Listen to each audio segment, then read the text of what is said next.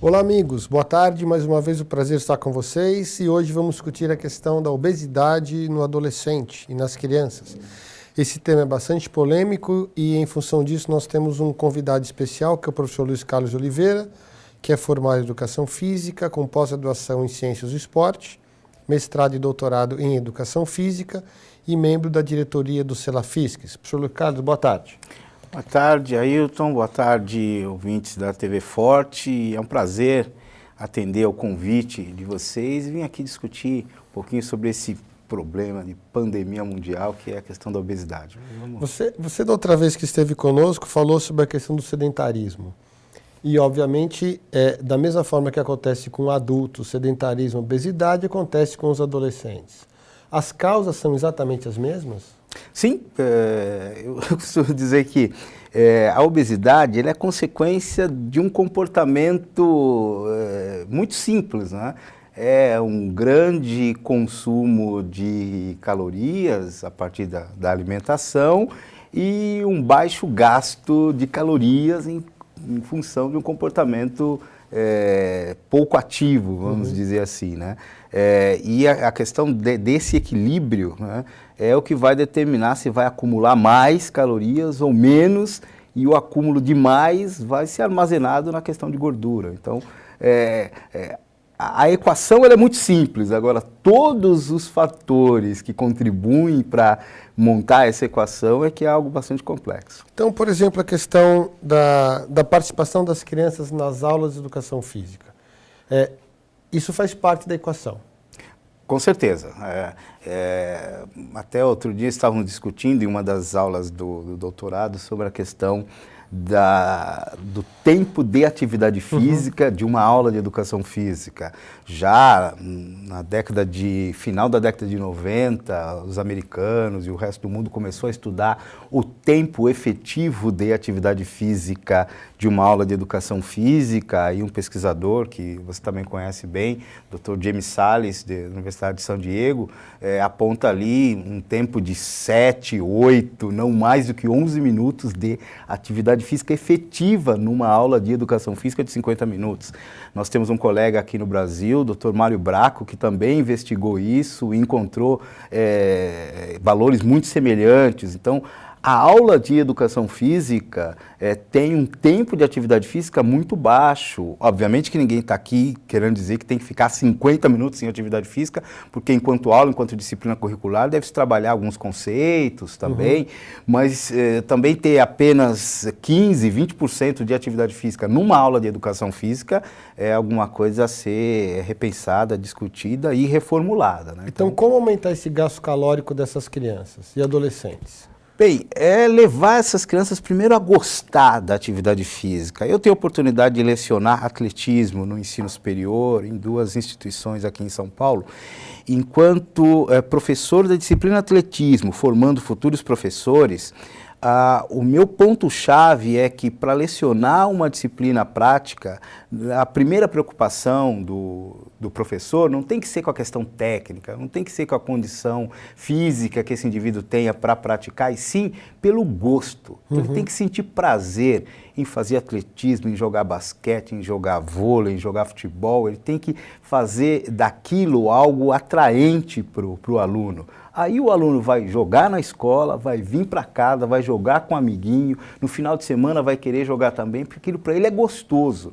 Então não se cobra ali a técnica, não se cobra o resultado, não quer saber se o indivíduo é artilheiro, se ele é cestinha ou se ele é batedor de ponta, mas sim que ele está se divertindo, ele está sentindo prazer, ele está tendo uma compensação muito satisfatória e gostosa na prática daquela atividade. Então, vejo que esse é um dos caminhos para que a gente consiga fazer das nossas crianças pessoas mais ativas, não é? Agora, você citou que é importante fazer 300 minutos. E os adultos seriam 150 minutos. Perfeito. Isso tudo tem uma relação com gasto calórico. Em outras palavras, o quanto de caloria, considerando em movimento, esse adolescente deveria gastar para ser considerado ativo, e o quanto deveria fazer para controlar o peso, reduzir o peso? Bom, o gasto calórico em médio de uma pessoa, para que ele simplesmente se mantenha se mantenha saudável e mantenha suas funções vitais, em torno de 2.000 quilocalorias dia, né? Uhum. Então, isso é o que ele precisa, o corpo dele vai gastar só para ele estar vivo.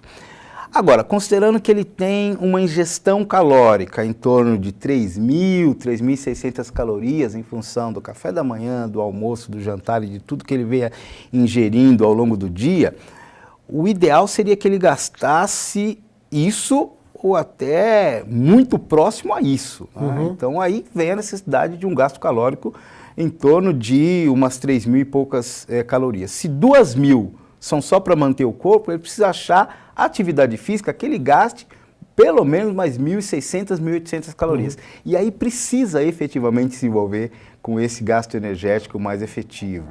Só para que os nossos internautas tenham uma ideia, uma caminhada breve de 30 minutos de forma suave vai gastar em torno de 400, 450 quilocalorias. Não é? Então, isso seria 1/4 do necessário a ser gasto ao longo do dia.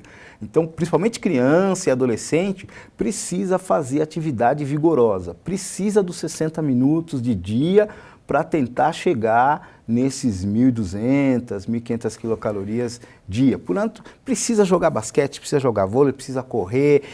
Outro dia eu tive a oportunidade de fazer uma videoconferência para a Secretaria de Educação, onde eu citei que parkour, coloque essa molecada, esse adolescente para fazer parkour. É uma coisa que está se expandindo pelo mundo todo, envolve aventura, envolve desafio. Para o adolescente é fundamental. Então precisamos quebrar esse paradigma do quadradinho, do fazer só o esporte, do tradicional. Precisamos expandir as possibilidades de prática de atividade física e atender às necessidades e atender às expectativas dessa criança e desse adolescente. Agora, considerando que a atividade física é importante, então a escola está nisso, como a gente falou, e a família também, eu vou fazer uma provocação com você, que é com relação aos hábitos alimentares da família.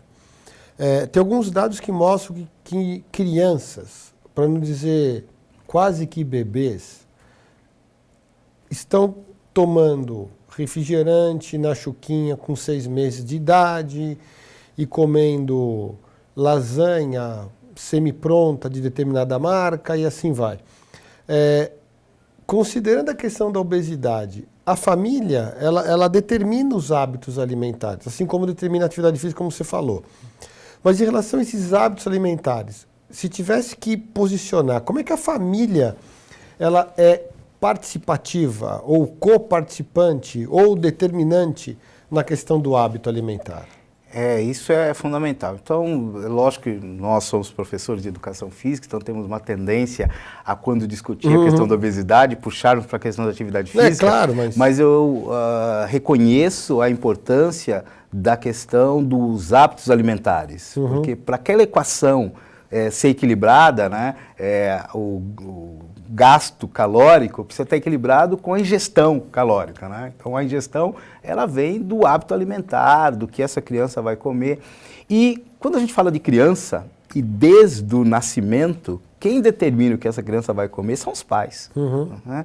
E os pais precisam estar educados e informados sobre como deve compor a alimentação, como deve ser composta a refeição dessa criança, e desde o início. Então, se hoje existem grandes campanhas em termos de saúde pública sobre aleitamento materno, no mínimo 6 meses, né? Então, durante os primeiros 6 meses de vida, essa criança não precisa de nada além do leite materno. Ele está equilibrado, ele tem tudo que a criança necessita nesses primeiros 6 meses de vida. A posteriori disso, pode ser administrado gradativamente outros alimentos, primeiro de forma mais líquida, pastosa, até os alimentos sólidos, mas os pais têm que ter muito cuidado com a adição de sal, açúcar e gorduras para essa criança, que são os 3 grandes vilões do hábito alimentar. Então, se uma criança, desde o início, é acostumada à sua palatalidade ao açúcar, depois dificilmente você vai conseguir tirar o açúcar. Então, aquela primeira mamadeira que a mamãe fez e que ela experimentou e estava sem graça porque estava sem açúcar, a partir do padrão de palatalidade dela, já começa a viciar a criança ao açúcar também. Então faz mamadeira sem açúcar para a criança.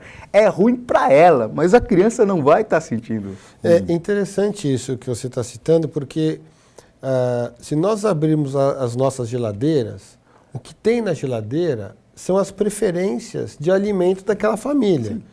Então, se a mãe coloca açúcar, é a preferência dela, né? E assim por diante. Então, quer dizer, orientar sobre uma nutrição saudável realmente é um problema, porque nós estamos mudando o padrão alimentar do brasileiro especificamente, não é? Sim. Existe um esforço muito grande das sociedades de saúde, eu especificamente conheço o trabalho da Sociedade Brasileira de Cardiologia, junto com os especialistas de nutrição, que tem forçado o surgimento de políticas e de leis para determinar composição de alimentos industrializados, né? Então, atualmente existe uma normativa para que se diminua em 15% a quantidade de sal nos alimentos. Eu acho que industrializados. Industrializados. Tá. Os enlatados, embutidos, as papinhas de criança, a indústria teve que reduzir em 15%. Né? E pesquisas demonstram que a redução de 15% do sal não altera o sabor desse alimento. Em termos de saúde pública, esses 15% a menos de sal fazem uma diferença enorme. Né? E existem as opções dos refrigerantes ou das bebidas, diets, né, que é com menor teor de açúcar. Então, na verdade, é uma força-tarefa social, né? Toda a sociedade precisa estar comprometida com esses hábitos alimentares mais saudáveis, né? A legislação, a sociedade precisam fazer força para legislar a favor de termos a oferta de alimentos industrializados mais saudáveis. Os pais precisam estar preocupados em que tipo de alimento se dá às crianças e, por consequência, essas crianças vão tendo uma oferta melhor de alimentos. Porque, como você bem pontuou aí, a criança vai ter na geladeira, vai ter no armário, vai ter sobre a mesa aquilo que os pais colocarem. Que é a preferência da família. Exatamente. Agora, se essas crianças vão para a escola, existem duas opções. A primeira elas levam o lanche da escola ou o sistema escolar oferece um lanche, ou uma refeição. Essa refeição, ela atende às demandas das políticas públicas de uma alimentação saudável ou ainda há um conflito nisso? Ainda existe um conflito, porém esse conflito foi identificado e estão se procedendo algumas reformulações do cardápio, do que as escolas públicas principalmente oferecem. Porque aí nós temos dois grandes universos educacionais no nosso país, que são as escolas privadas, que atendem um determinado nível socioeconômico da nossa sociedade, onde a merenda não é o ponto forte, né? As crianças realmente levam o seu lanche de casa ou comem na cantina da escola. Então, mesmo essas escolas da rede privada precisam começar a regulamentar a oferta de alimentos oferecidos na cantina da escola, né? E educar os pais à composição da merendeira, né? da lancheira dessa criança. Então, isso é um ponto. Na rede pública, já que a questão da alimentação, hoje as escolas públicas oferecem o almoço realmente com um cardápio composto de arroz, feijão, algum tipo de complemento, uma carne, quer seja de bovina ou de aves, mais uma salada. Hoje em dia oferece-se isso. Porém, ainda existia a questão do enlatado.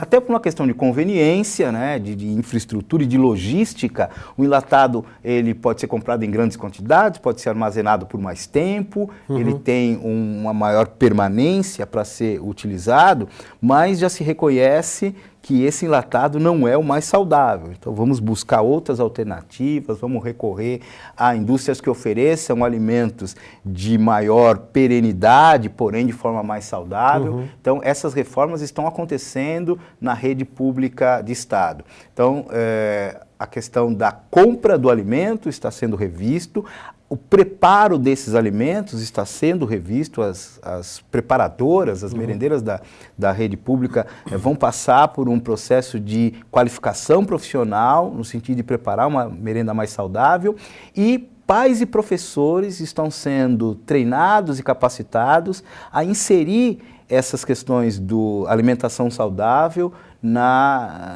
nos conteúdos das diversas disciplinas, tentando fazer com que essa criança também reconheça, também aprenda no seu processo de formação o que é um alimento saudável e o que não é um alimento que deva ser consumido com muita frequência, como, por exemplo, os alimentos ricos em gordura ou as bebidas ricas em açúcar. Agora, esses alimentos ricos em gordura, eles são vendidos na cantina da escola. Não há um conflito de interesse? Por exemplo, tem uma cantina de uma determinada escola que ela foi licitada e alguém ganhou. Ou alguém tem o direito de explorar. O que essa cantina vende não pode estar em conflito conceitual da alimentação saudável com aquilo que a escola oferece? Sim, isso vai ser uma briga realmente muito séria entre os setores preocupados e que estão mobilizados à mudança desse ambiente escolar, no sentido de ser um ambiente mais saudável, e os interesses econômicos, né, dos proprietários de cantina e da própria escola, que faz o arrendamento daquele espaço para que se explore comercialmente a venda de alimentos dentro da escola. Então, nós precisamos repensar sobre tem preço a saúde das nossas crianças? Porque nós somos, de uma forma geral, quando a escola permite que alguém que ganhou a licitação para explorar a venda de alimentos na escola forneça esse alimento, e ele vai fornecer esse alimento com a justificativa de que isso vai lhe dar o lucro que ele precisa para estar naquele local, precisa ser revisto. Bem, então vivemos num mundo capitalista, todo mundo precisa ter lucro na sua atividade profissional, mas esse lucro não pode ir de encontro à saúde da nossa população. Eu acho que precisamos encontrar outras maneiras de ainda mantermos o lucro, que é a discussão da sustentabilidade do nosso país. Então, se a nossa obtenção de lucro ela tem o preço de prejudicar a nossa saúde, isso precisa ser revisto e reformulado. Porque, Luiz, eu fico pensando na seguinte questão: se eventualmente as crianças aprendem a comer em casa e elas podem comer uma alimentação saudável em casa, como você diz, isso pode impactar mais ou menos na relação da obesidade. Mas também aprende a comer em casa os salgadinhos, o refrigerante, assim por diante. E ela vai para a escola e a escola só tem alimentação saudável e não tem um salgadinho, ou ao contrário, tem o salgadinho junto com a alimentação saudável. O que é que ela prefere? Talvez seja o salgadinho.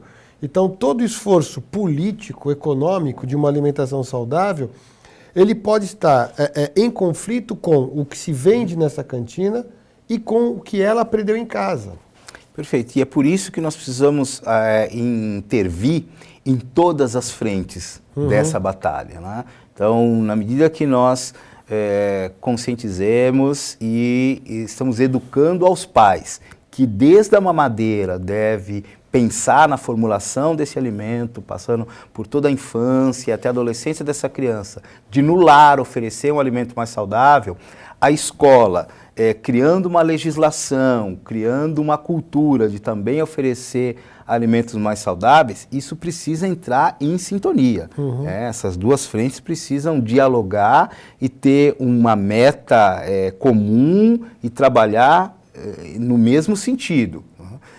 E aí a nossa sociedade precisa discutir, né, o que efetivamente nós queremos, né?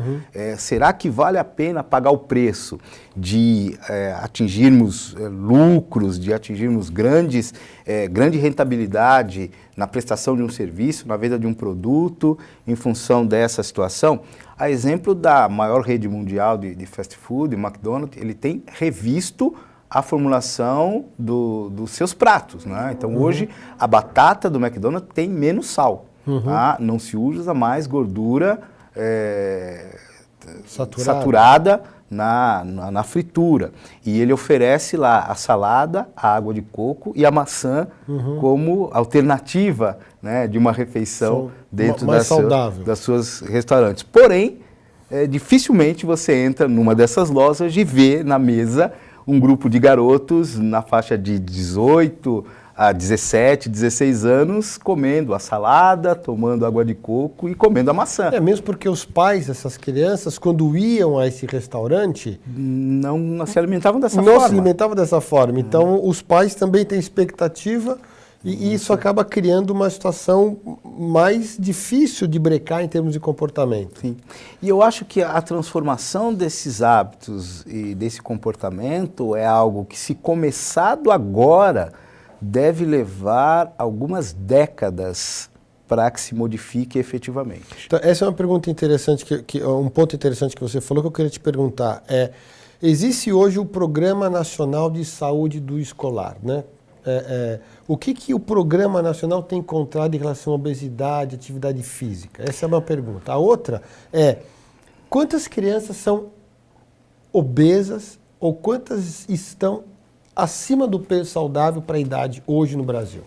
Realmente a questão da obesidade, ela é um fenômeno de pandemia mundial e isso faz com que os órgãos internacionais de saúde tenham sugerido que os governos locais, desde as instâncias federais, estaduais e municipais, comecem a se mobilizar no combate a essa condição, né, de aumento exponencial da obesidade.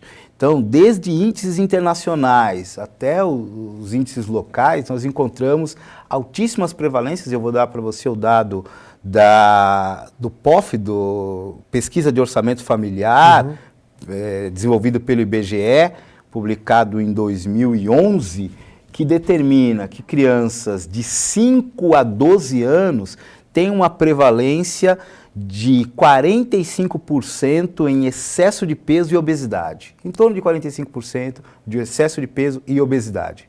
Obesidade efetiva, em torno já de 15% de crianças obesas a partir de 5 anos. Quando a gente fala, mas 15% é pouco, mas são crianças de 5 anos de idade, estão começando a sua constituição corporal, a formular a sua constituição corporal. Então isso, seguramente, nós teremos daqui 5 ou 10 anos, essas crianças com 12, 13, 14 anos, onde, naturalmente, do ponto de vista do desenvolvimento biológico, essa criança vai ter um incremento de peso. Vai pular para a obesidade. Né? Então isso naturalmente. É um dado, naturalmente. Mesmo que não engorde mais. Mesmo que não tenha um hábito nocivo. De alimentação, por simples processo biológico natural, essa criança vai, principalmente as meninas, né? Por conta da menarca e todas as modificações de amadurecimento biológico sexual. Então, é uma condição alarmante essa prevalência. E isso faz com que movimentos no mundo todo tenham essa iniciativa de fazer o diagnóstico preciso dessa prevalência e desenvolver estratégias para isso. Então, nós temos o Programa Nacional, Programa de Saúde do Escolar, coordenado pelo Ministério da Educação, em parceria com o Ministério da Saúde. Nós temos um programa na rede estadual, aqui de São Paulo. Eu não posso falar pelos outros estados, porque eu sou paulista, né? Então, aqui em São Paulo, nós temos um programa da Secretaria de Estado com esse objetivo de lutar contra essa alimentação ruim, para uma alimentação mais saudável, do sedentarismo para um estilo de vida mais ativo, e a rede municipal também tem um programa de saúde na escola. Então, todas as instâncias de políticas ou de organização social estão mobilizadas para isso. Mas é importante que a sociedade, vamos chamar de extraescolar, quem não está dentro da escola, que são os pais, né? Que são as famílias, precisam também fazer a sua parte. Né? Então, é uma corresponsabilidade.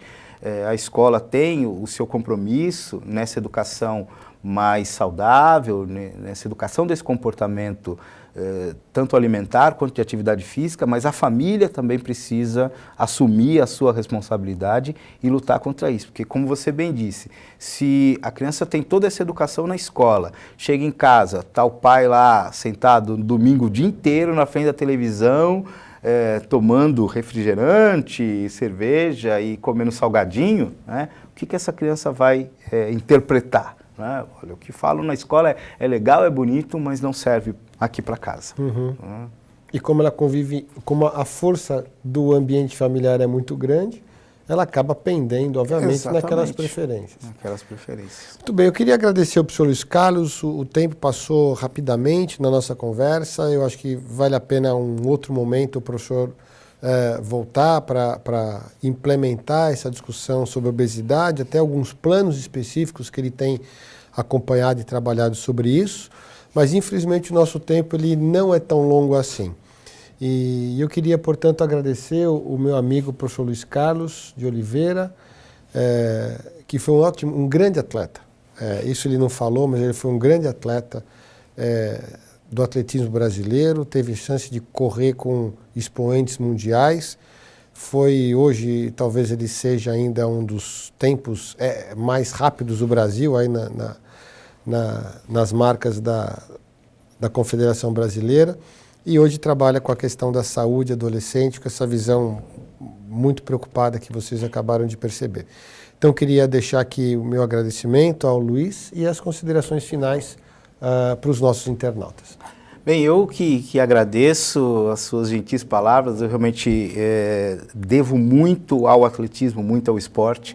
E eu tive a oportunidade de viver nesse mundo do esporte, mas como eu não era um talento privilegiado, nunca cheguei a ir para uma Olimpíada, num determinado momento da minha vida eu falei, eu quero utilizar essa minha vivência no esporte para fazer uma sociedade melhor. Eu acho que através da educação física, enquanto área do conhecimento, enquanto ciência, é o caminho, é a oportunidade que eu encontrei e trago muito da minha vivência, da minha experiência esportiva para falar e para ser hoje um professor de educação física, tanto nos cursos de formação, nos cursos de graduação e pós-graduação, de forma a oferecer a vocês internautas, acadêmicos e profissionais, informações sobre como vocês também podem pegar essa prática efetiva de qualquer modalidade esportiva e transformar isso num poderoso instrumento, como nós falamos hoje, para combater a obesidade, mas, sobretudo, para promover um estilo de vida mais saudável e mais feliz a toda a nossa população. Eu agradeço ao professor Ailton, à TV Forte, essa oportunidade e me coloco à disposição para estar aqui compartilhando das minhas experiências e do pouco que eu estudei com todos vocês. Seus contatos, então. Eu deixo aqui 2 sites para que vocês possam, então, buscar maiores informações, ter contato com a produção que a gente modestamente vem divulgando. Nós temos 2 artigos recentemente sobre obesidade, muito interessantes, que mostraram estudo de 20 e 30 anos sobre o fenômeno da obesidade no Brasil. Você pode encontrar isso no site www.celafisques.org.br, tá? Ali você se cadastra e tem à disposição uma série de artigos na área de obesidade, dentre outras. E em termos de intervenção, de programas de promoção de atividade física para a saúde, você pode encontrar um acervo bastante rico também no www.portalagita.org.br, né? Convido-os a visitar esses 2 sites e ficar à vontade em fazer o download de todo o material que lá se encontra. Muito obrigado. Eu que agradeço, então fica meu abraço e até a próxima. Tchau, tchau.